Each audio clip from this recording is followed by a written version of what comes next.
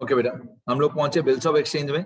Bills of exchange में sums वाले pages में टीएस गरेवाल में क्वेश्चन नंबर 6 करेंगे हम अभी। हाँ, क्वेश्चन 6 में पहले क्वेश्चन रीड करते हैं एक बार। यहाँ पे लिखा हुआ है a sales goods of ₹10,000 on 1 March 2021 to Mr. B on credit. Okay, B accepts a bill on the same date for the amount payable 3 months after date. A discounts the bill at 6% per annum from bank on 4th April.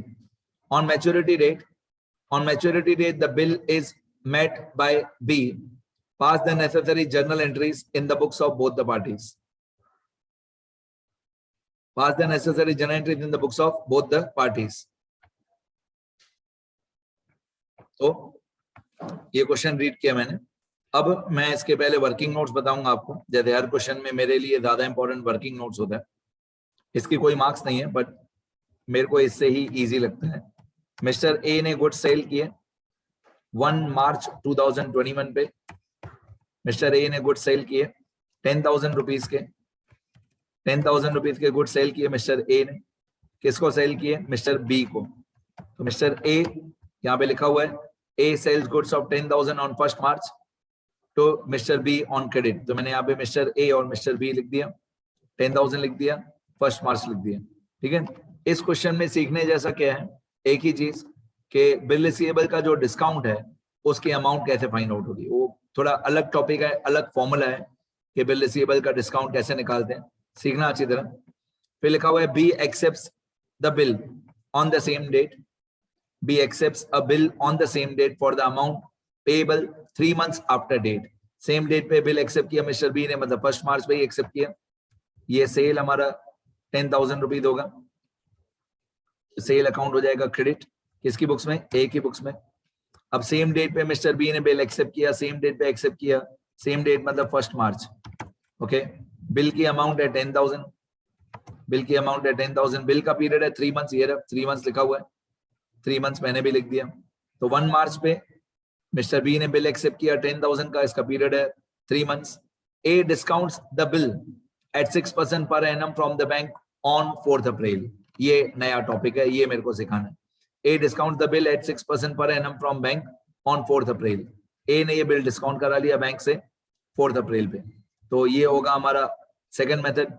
Second method का नाम होता है bill discounted with the bank. A ने ये bill discount कराया bank से। कब discount कराया? 4th April पे। Bill is discounted with the bank. ठीक है। अब कितने रुपए में डिस्काउंट कराया वो यहाँ पे मैं अमाउंट यहाँ पे लिख दूंगा, 4 रुपीज। वो मैं अमाउंट बाद में लिखूंगा। तो यहाँ पे लिखा हुआ है क्वेश्चन में कि B accepts the bill on the same date for the amount payable 3 months after date. A discounts the bill at 6% per annum. ये 6% में रेट ऑफ इंटरेस्ट लिख देता हूँ यहाँ पे। ए ने ये बिल डिस्काउंट कराया बैंक से और रेट ऑफ इंटरेस्ट है 6% पर एनम। आगे कौन सी डेट पे डिस्काउंट कराया? 4/4 पे। यही मेरे को सिखाना है इस क्वेश्चन में कि बैंक वाले डिस्काउंट कितना माइनस करेंगे। मेरे को यही सिखाना है कि बैंक वाले कितना डिस्काउंट माइनस करेंगे। उसका एक फॉर्मूला है नया, सुनना ध्यान से। On the maturity date the bill is met मतलब paid by mister B. Pass the necessary journal entries in the books of both the parties. Maturity date के दिन बिल ऑनर हो गया और आपको जर्नल एंट्रीज करनी है दोनों की बुक्स में। तो यहाँ पे मैं पहले मैच्योरिटी डेट की कैलकुलेशन बता दूं। ये बिल तो हमने ड्रॉ किया है 1 March पे। ओके, बिल का पीरियड है 3 months। तो 1 March plus 3 months, 1 March plus 3 months is 1 June।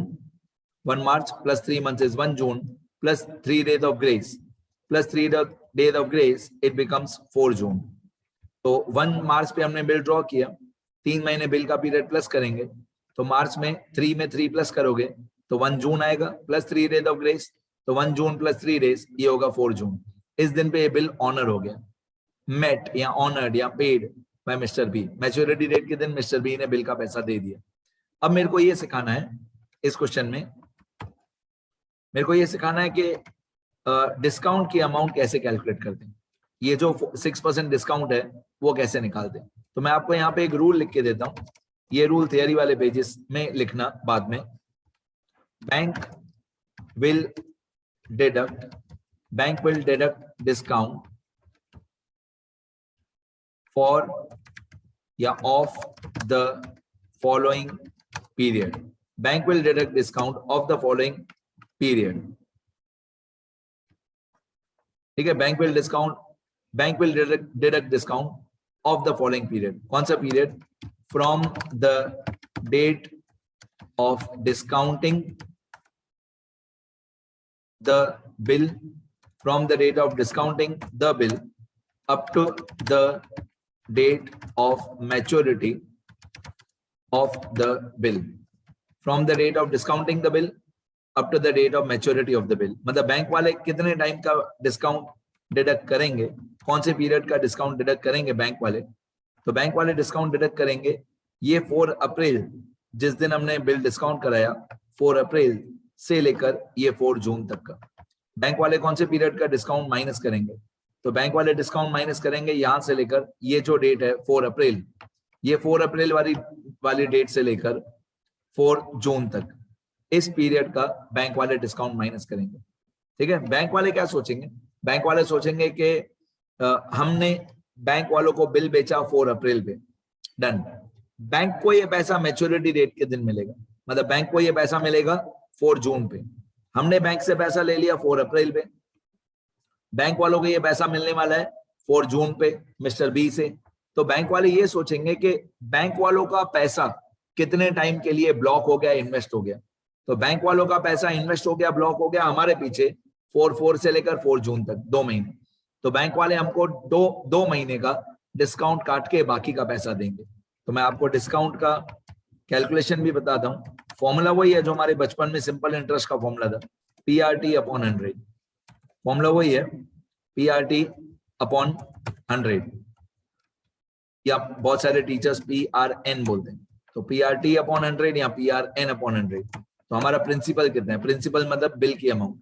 Bill की अमाउंट कितनी है? 10,000। तो मैं यहाँ पे लिखूंगा 10,000 बिल की amount. 10,000 multiply by rate of interest. Rate of interest ये दिया होता है क्वेश्चन में 6%, मल्टीप्लाई बाय 6 अपॉन 100। तो 10,000 multiply by 6 upon 100, multiply bye कितने महीने का बैंक वाले डिस्काउंट काटेंगे? 2 महीने, 2 अपॉन 12, मल्टीप्लाई बाय 2 अपॉन 12, मतलब 10,000 रुपीज का बिल है, multiply by 6 upon 100, multiply by 2 महीने का बैंक वाले डिस्काउंट माइनस करेंगे। क्यों 2 महीने बेटा? क्योंकि 4 अप्रैल से लेकर 4 जून तक एग्जैक्टली 2 महीने होते हैं, तो बैंक वाले 2 महीने का डिस्काउंट माइनस करेंगे। तो यहाँ पे मैं कैलकुलेशन कर देता हूँ कि कितना आएगा, equal to 10,000 multiply by 6 divide by 100 multiply by 2 divide by 12। 10,000 multiply by 6 upon 100 ये होता है 600 रुपए। 600 मल्टीप्लाई बाय 2 बाय 12 होता है 100 रुपए, 100। मतलब बैंक वाले हमारा डिस्काउंट डिडक्ट करेंगे 100 रुपीज। अब हमारा बिल था 10,000 रुपीज का, उससे बैंक वाले डिडक्ट करेंगे 100 रुपीज। तो बाकी बैंक वाले हमको पैसा कितना देंगे? बाकी बैंक वाले हमको पैसा देंगे हमको 9,900। हाँ, इसके अलावा मेरे को इस क्वेश्चन में कुछ नहीं दिखाना था। इसके अलावा तो सारी जर्नल एंट्री सेकंड मेथड की आप लोगों को मालूम ही है। अब मैं जर्नल एंट्री भी करूंगा, वो आप लोगों को पता ही है एंट्रीज क्या होती है। मेरे को सिर्फ ये दिखाना था इस क्वेश्चन में कि डिस्काउंट की अमाउंट कैसे आई। तो ये रूल मैंने आपको बताया, ये रूल अच्छी तरह से बाद में थियरी वाले पेजेस में लिखना। Bank will deduct discount of the following period, that is from the date of discounting the bill up to the date of maturity of the bill. तो 4 से लेकर 4 जून तक। ठीक है, अब मैं जर्नल एंट्रीज करूंगा, वो आप लोगों को पहले से ही आती है, पर फिर भी एक बार अच्छी तरह से लिखते हैं जर्नल एंट्रीज नरेशन वगैरह के साथ। पहले पेज पे journal entry in the books of mister A, सामने वाले पेज पे journal entry in the books of mister B. सबसे पहले 1 मार्च 2021 पे मिस्टर ए ने गुड्स सेल किए। मिस्टर ए ने गुड्स सेल किए कितने के? 10,000 रुपीज के। तो मिस्टर ए क्या लिखेगा? मिस्टर ए लिखेगा mister B account debit, mister B account debit to sales account. A क्या लिखेगा? बी टू सेल्स, कितना? 10,000। Mister B account debit to sales account 10,000। ठीक है, ये पहली entry B to sales. Narration में आएगा being goods sold to mister B, being goods sold to mister B 10,000। अच्छा, अब बी क्या एंट्री करेगा? फर्स्ट डेट वाले 1 मार्च वाले। बी लिखेगा परचेज अकाउंट डेबिट। बी के बुक्स में क्या आएगा? परचेज हो जाएगा debit, purchase account debit 10,000 to mister A account. मैं रोज बताता हूं आपको कि अगर ए की बुक्स में बी अकाउंट डेबिट होगा तो बी की बुक्स में ए अकाउंट क्रेडिट होगा। ए की बुक्स में मिस्टर बी अकाउंट डेबिट तो बी की बुक्स में मिस्टर ए अकाउंट क्रेडिट। तो परचेज टू मिस्टर ए। अब यहां पे मैं लिखूंगा being goods purchased from mister A, being goods purchased from mister A और अमाउंट डेबिट क्रेडिट दोनों में 10,000। डेबिट में भी 10,000, क्रेडिट में भी 10,000। डन। ये परचेज सेल वाली एंट्री हो गई। उसी दिन पे मिस्टर ए ने एक बिल रिसीवेबल ड्रॉ किया तो मिस्टर ए क्या लिखेगा? मिस्टर ए लिखेगा 10,000 का बिल रिसीवेबल आया। बिल रिसीवेबल कम्स इन, किसने दिया? बी ने दिया। तो ए क्या लिखेगा? ए लिखेगा bill receivable comes in, debit what comes in to mister B is the giver. तो ए की बुक्स में bills receivable account debit to mister B account, being bill receivable received from Mr. B, being bill receivable received from Mr. B। हम लिखेंगे कि हमको bill receivable मिला तो हम लिखेंगे bill receivable account debit to mister B account. अच्छा, B क्या लिखेगा? बी लिखेगा कि बिल्स पेबल एक्सेप्ट किए। बी क्या लिखेगा? बी लिखेगा कि बिल्स पेबल एक्सेप्ट किए।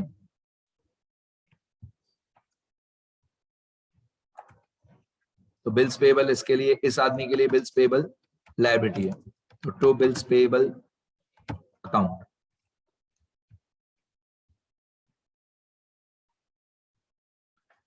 कितना बिल्स पेबल इसकी लायबिलिटी है? 10,000। तो ये लिखेगा 10,000 बिल्स पेबल क्रेडिट, क्योंकि बिल्स पेबल इस आदमी के लिए लायबिलिटी है। और ये डेबिट क्या करेगा? डेबिट करेगा मिस्टर ए का account. Mister A account debit to bills payable account 10,000। और नरेशन में तो मिस्टर बी की बुक्स में नरेशन क्या होगी? बी लिखेगा बीइंग बिल्स पेबल एक्सेप्टेड। बस being bills payable accepted, that's it. सिर्फ इतना ही लिखना है, बीइंग बिल्स पेबल एक्सेप्टेड। तो ये दो एंट्रीज तो हर क्वेश्चन में कॉमन है कि पहली एंट्री ए लिखेगा सेल अकाउंट क्रेडिट, बी लिखेगा परचेज अकाउंट डेबिट। दूसरी एंट्री ए लिखेगा बिल रिसीवेबल डेबिट, बी लिखेगा बिल्स पेबल क्रेडिट। ये एंट्रीज तो कोई भी मेथड हो, कोई भी क्वेश्चन हो, ये दो एंट्रीज तो कॉमन है। अब ये बिल मिस्टर ए ने बैंक से डिस्काउंट करा लिया। कौन सी डेट पे डिस्काउंट कराया? 4 अप्रैल। मतलब 1 मार्च की परचेज सेल वाली एंट्री हो गई, फिर 1 मार्च की बिल रिसीवेबल ड्रॉ करने वाली एंट्री हो गई।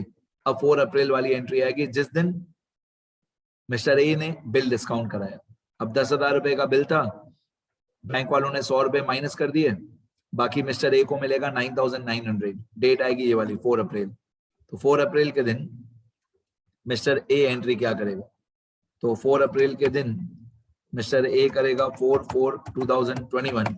मिस्टर ए लिखेगा कि 9,900 bank balance increases, 100 rupees discount हमारा लॉस है और 10,000 का बिल रिसीवेबल गोज आउट। तो bank debit discount debit to bill receivable. मतलब मिस्टर ए ऐसा लिखेगा, बैंक बैलेंस बढ़ गया, बैंक अकाउंट डेबिट, डिस्काउंट हमारा लॉस है तो डिस्काउंट अकाउंट डेबिट तो bill receivable goes out to bill receivable account. इसको हम बोलेंगे being bill receivable discounted with the bank, being bill receivable discounted with the bank. तो bank debit discount debit, bank debit discount debit to bill receivable. अच्छा, जिस दिन mister A ने discount कराया bill, mister A लिखेगा bank debit discount debit to bill receivable. B क्या लिखेगा? B लिखेगा इसकी नो एंट्री। बी लिखेगा इसकी नो एंट्री क्योंकि इसमें बी लिखेगा नो एंट्री, इसमें बी का कोई लेना देना नहीं है। हम डिस्काउंट करा रहे हैं ये वाला बिल बैंक से, उसमें बी का कोई लेना देना नहीं। बी लिखेगा नो एंट्री। फिर मैच्योरिटी डेट थी जब इस बिल की, मैच्योरिटी डेट थी 4/6/2021, 4/6/2021 मैच्योरिटी डेट के दिन ये बिल रिसीवेबल ऑनर हो गया। देखो ये 4 अप्रैल वाली एंट्री मैंने बता दी। अब मैच्योरिटी डेट पे 4 जून पे ये बिल ऑनर हो गया। अगर बिल ऑनर हो गया तो मिस्टर बी जो है वो पैसा पे करेगा बैंक को, उसमें हमारा कोई लेना देना नहीं है, तो हम लिखेंगे नो एंट्री। मतलब थियरी वाले पेजेस के हिसाब से ये हमारी एंट्री नंबर 2A थी जिस दिन हमने बिल डिस्काउंट कराया, और थियरी वाले पेजेस के हिसाब से ये हमारी एंट्री नंबर 2B थी जिस दिन बिल ऑनर हुआ। तो अगर बिल ऑनर हुआ तो हम लिखेंगे नो एंट्री, क्योंकि उसमें हमारा कोई लेना देना नहीं है। बी, मिस्टर बी पैसा पे करेगा बैंक को, हमारा कोई लेना देना नहीं है। अच्छा, बी क्या लिखेगा? बी लिखेगा 4/6/2021 बिल्स पेबल का पैसा पे कर दिया। तो बी लिखेगा कि मिस्टर बी ने बिल्स पेबल का पैसा पे कर दिया, तो वो ऐसा लिखेगा bills payable to cash. Mister B ऐसा लिखेगा bills payable account debit to cash account, bills payable to cash 10,000। ठीक है, मतलब मिस्टर बी ने बिल्स पेबल का पैसा पे कर दिया, बीइंग बिल्स पेबल पेड, बस simple simple, being bills payable paid 10,000, bills payable to cash. बस अभी थोड़ी बहुत सजावट है, हमारा आंसर कंप्लीट हो गया। अभी मैं सिर्फ ग्रैंड टोटल वगैरह करूंगा, छोटी छोटी बातें, बाकी एंट्रीज मैंने आपको बता दी सारी।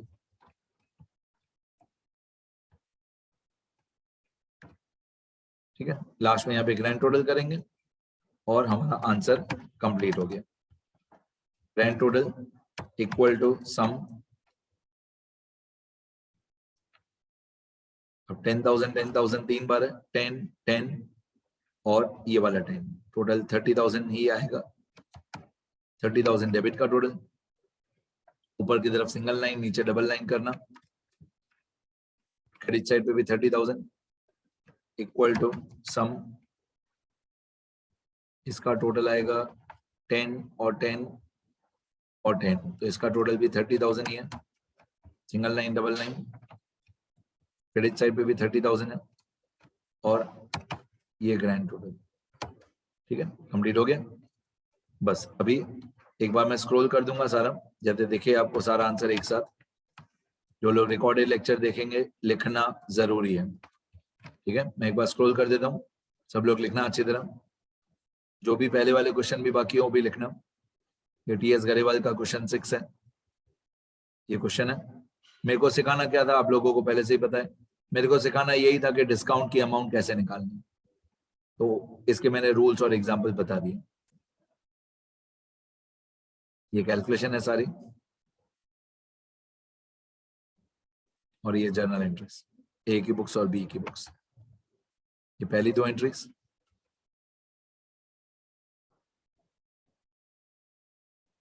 ये दूसरी 2 एंट्री, कंप्लीट, डन।